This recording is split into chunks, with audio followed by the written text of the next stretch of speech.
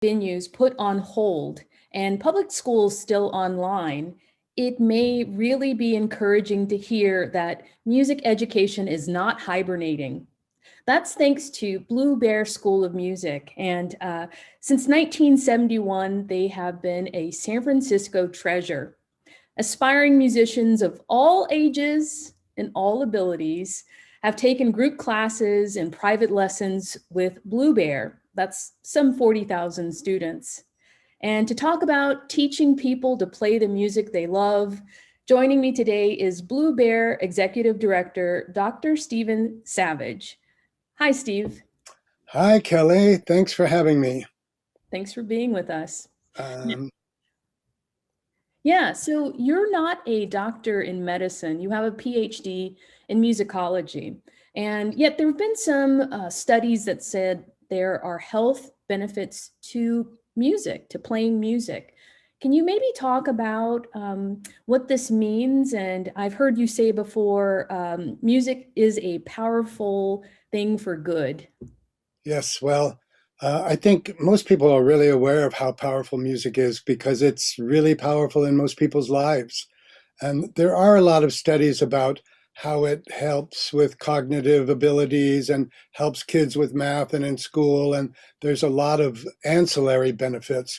But the really central benefit is for the person, the satisfaction, the creative outlet, just the joy of either playing or listening to music or both.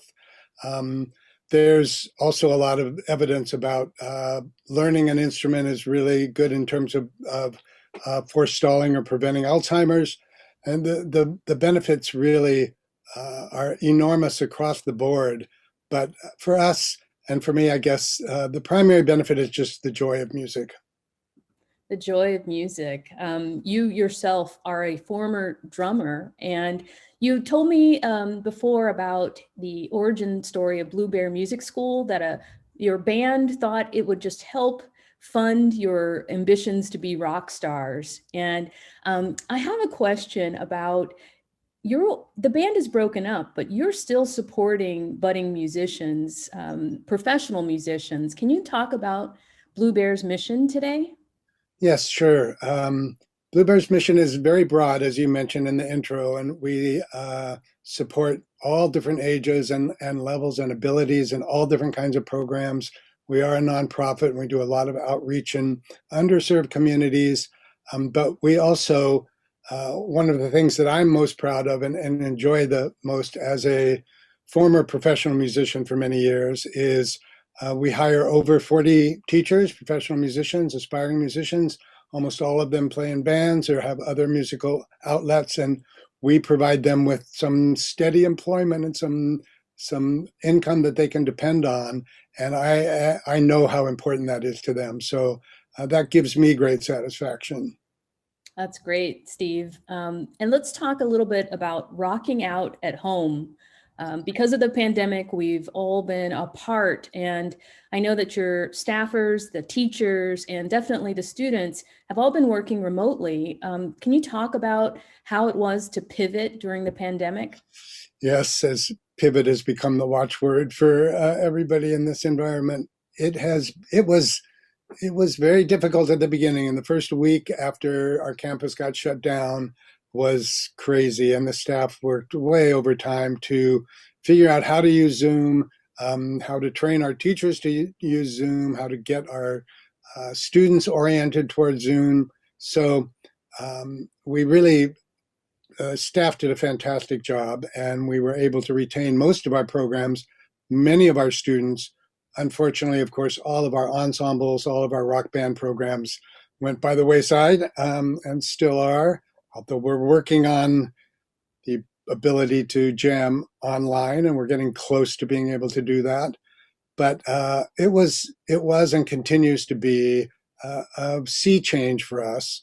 And in a lot of ways, I'm incredibly grateful for how well it has worked and how much we have been able to retain and how much music we're still able to give out to the students. We've gotten involved with the San Francisco Unified School District and helping the programs in the classroom, in the schools, trying to just keep music alive at all levels and in all different ways. Let's stay with that sea change that you're talking about. That may have had impacts on your student population, on your revenue. Can you get us a little bit under the hood and kind of understand where you are after 50 years? Sure. Yes, it's a struggle for arts nonprofits. And again, I'm grateful that we've been able to do as well as we have, but we are at about 60% of our normal revenue, which is a challenge. But we have had some of our funders have really stepped up. A couple of the funders have come in with what they call solidarity funding and just helping with survival. So we're in pretty decent shape financially, which is really remarkable and a tribute to our staff and to our funders. And the future, though, is uncertain, as is everybody's future in the current environment. But we're pretty healthy considering, and it is a challenge. You know, I get accused of being a Pollyanna all the time, but I have to ask, are there any silver linings maybe in this moment? Yes, of course, there are some. For us, it is that we've had to really figure out how to deliver programming digitally, and we've added some new programs. As everybody knows, there's certain things that you can do digitally that you can't do in person. And we're doing these asynchronous classes where you can start the class anytime and do it at your own pace and work through it. That's an online phenomenon. So, and those things, once we get back to in person and get our programs back, some of these digital programs will continue and expand what we're able to do. And that would be the silver lining for us. You started in a little storefront in the Excelsior about 50 years ago, and now your headquarters are the Fort Mason Center, where a lot of arts nonprofits are based. And I'm really curious, if you were to give some advice to your former selves or to any budding arts nonprofit right now who wants to start up, what would you say to yourself or them? Um, I'm not sure exactly what I would say, but I guess you have to model. You would have to model whatever it is you're doing to the current environment, which means providing services digitally. Um, One thing I will say, and as a as a service to our wonderful landlords at Fort Mason Center, which is the Fort Mason Foundation, there's a lot of space. There have been vacancies, unfortunately, not surprisingly. So there is space at Fort Mason Center for nonprofits, especially nonprofits, arts organizations, but any nonprofit. And if you're out there looking for space or having problems because of the space you're in or getting started, I definitely recommend that you contact the folks at Fort Mason Center. That is a really valuable tip. You've been based there for a few decades now. 41 years. We were 8 or 9 years old when we first moved out there. We were one of the very first tenants out there. And as one of the granddaddy arts organizations, I'm sure you've heard maybe the mayor, Mayor Breed, has really been joining other mayors to push the new administration, the Biden administration, to do more funding in the arts. Yes. And I'm wondering, what do you think the future of art in San Francisco is going to look like? Boy, I hate to try to predict the the the impetus to create art and to have an artistic element in one's life. And most of the students at Blue Bear are amateurs and working, doing music along with their regular job or whatever. That's not going anywhere, and the services are going to need to be provided. So, and I applaud London Breed, and I think the new federal administration is going to be much more sympathetic to the arts, and um, it's a tough environment right now, and to some sense it always has been. I think I mentioned when we talked previously, it's become more difficult for us to attract teachers because musicians are having more trouble living in San Francisco, more difficulty. So there's always a lot to be done, and new things to be done and new initiatives. And I work with a bunch of other organizations and sister organizations to us, Community Music Center. We are good friends with, and we are all in this together. So we try to support each other and continue to get more services, more availability, more funding to the arts. Never You stops. It never stops. That is one thing the arts nonprofit and artist, the mantra.